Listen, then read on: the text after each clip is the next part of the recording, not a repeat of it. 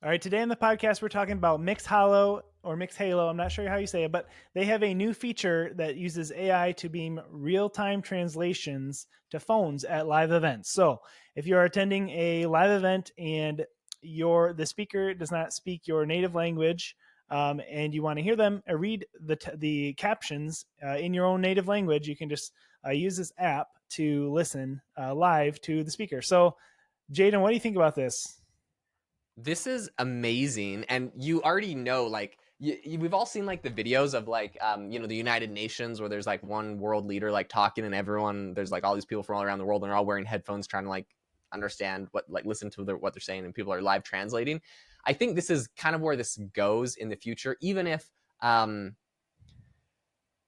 and I bet and I've heard people, so I've talked about this a lot, and I've had a lot of controversy online about this subject. People have gotten very upset at me, I think on LinkedIn in particular, because they're like, these AI tools, it'll never replace like having an in-person translator. Oh, is YouTube, I think. Yeah, people got really triggered on YouTube when I made a video about this. They're like, it'll never replace it because they have a personal touch and like blah, blah, blah, all this stuff, whatever. Okay, so let's like just pragmatically look at this. If everyone has a pair of AirPods in and the AirPods are hooked to the app, and like you can imagine it something like, I know what the criticism of this tool here is going to be, is like if you just have your phone listening to the conference room and then it's translating for you.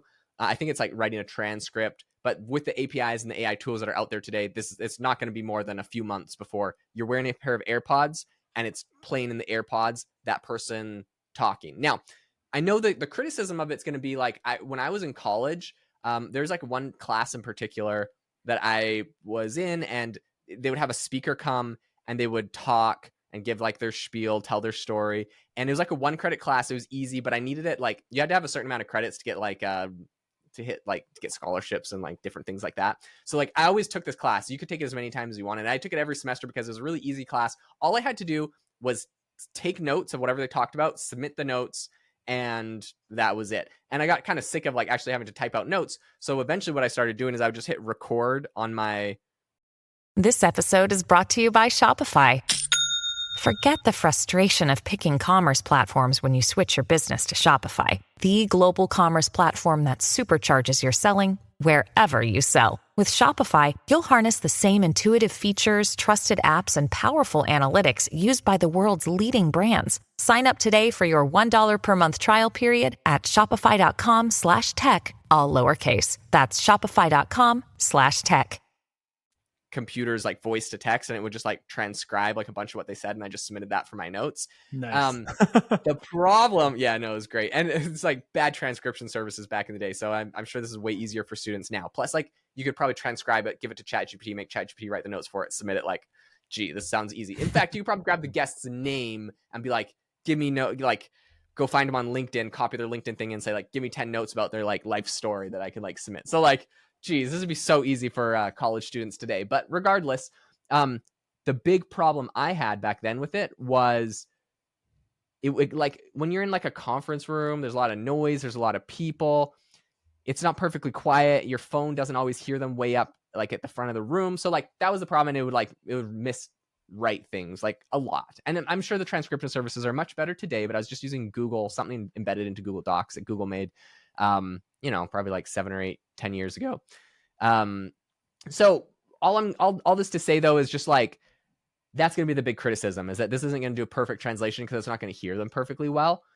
Where this goes, I'm sure you can all imagine, is every event is just going to have like a little puck attached to the microphone, or like a special microphone. And it's just going to be like, you just have like a MixCon microphone, and it's just broadcasting it. And you just get the app and you type in like your code for your conference. Like every conference is going to have this. This is a no-brainer.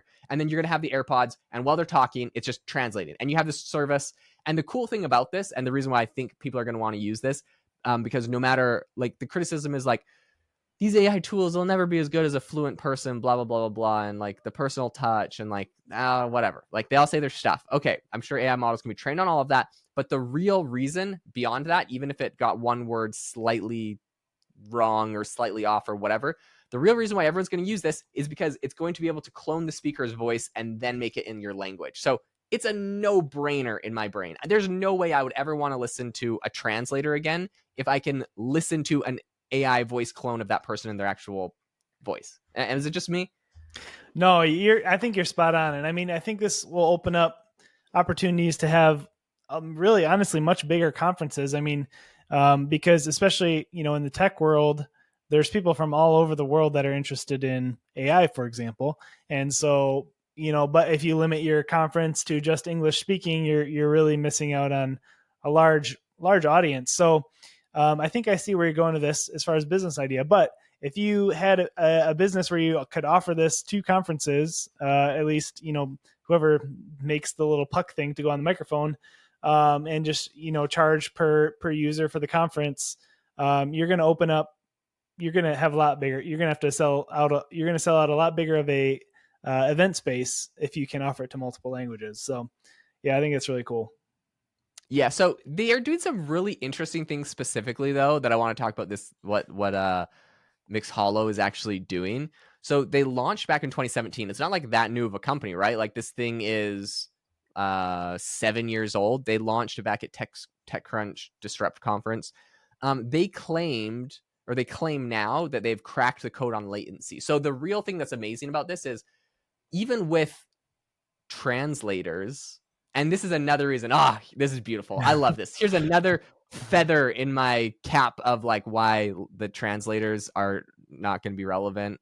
And I think the reason why people push back on it is probably people that are like translators and they're trying to say like, no, my job is so important. I'm sorry. I really, really think this job is going away. I don't want to translators. Be mean. I know. I don't want to be mean. I really think this one's going away. And I'm just trying to be honest here. Okay. So empathy and everything, but I'm just trying to be honest. Okay. So they've cracked the code on latency, meaning when a translator does this, and I've listened to plenty of conferences and talks and live events in another language, where there's a person talking in another language and the translator is like, they have to be behind because they have to listen to what they're saying, they think about it, and then they say it. So they're like a sentence behind or 2 sentences behind always. That's just how it is. Unless it's like a pre-scripted thing that I don't know, whatever. But then if they go off script, they have to know what's going on. So they're always going to be behind. So if you want to, like imagine you speak French, you're at this conference, there's a guy talking in English, Sam Altman goes and he announces this big new thing and everyone gasps. Wow. And as they're gasping, you don't even know what they're gasping about. You're like a line behind. You're like 30 seconds behind or 10 seconds behind. That's so annoying. Like, come on, that sucks. So if these guys really have cracked the code on latency, you get that instant, like as they say it, you get it, you gasp with the crowd as the latest model is unveiled. Come on, that is so much better of a user experience. For that reason, and for the numerous others I've shared, I think this is going to be the future. Yeah, I mean, if they could partner with, I mean, and I guess I haven't read the article fully, but do they have their own voice emulators? Probably not. But if they could partner with 11 Labs or something like that to, probably, like you said, if they haven't done this already, I'm sure it will be not far behind. But emulate the voice of the speaker too. That's cool stuff. Yeah. And by the way, for anyone curious on what cracked the code on latency means, I'll just explain it. And I think it's really cool because 11 Labs kind of does this too, and some others.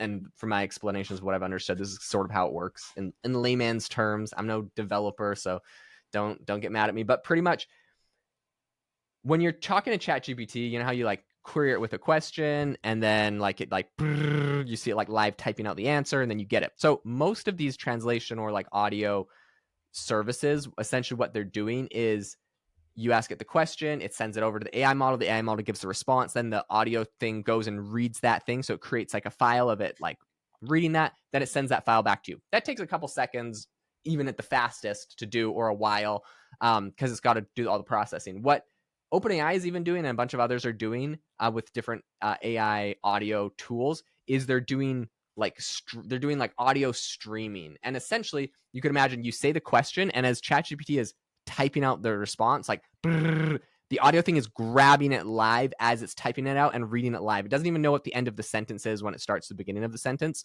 And it's got all these models that are trained probably similar to OpenAI, because you think like when someone says a sentence, the inflection and how they say the whole sentence, it's like you like pronounce things differently. You know what I mean? And so to get that correctly, I'm assuming that they have an AI model that's like even predicting what the inflection patterns of that audio should be based off of what they think it's gonna like.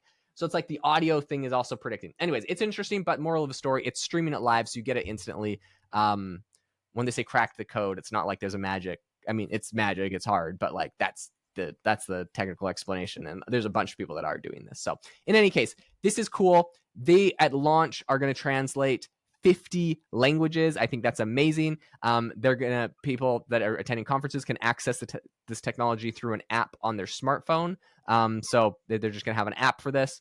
And MixHalo has not disclosed its AI partner for translation. So there's probably one, but they're not saying who it is. And I'm just going to go ahead and say it's probably 11 Labs, maybe a mixture of 11 Labs and Google Translate, but like that's all you need. I don't know why you do anything else. So those are kind of the biggest. So anyways, really cool. And I think this unlocks a lot, not just for conferences, but for concerts, they said it's used for Major League Baseball, NBA, NHL, NASCAR, and a bunch of other cool things. So this is pretty exciting stuff. And I think that it's going to be a big deal. Well, if you enjoyed the podcast or got any value out of it, please leave us a review. We really appreciate it. Have an amazing rest of your day.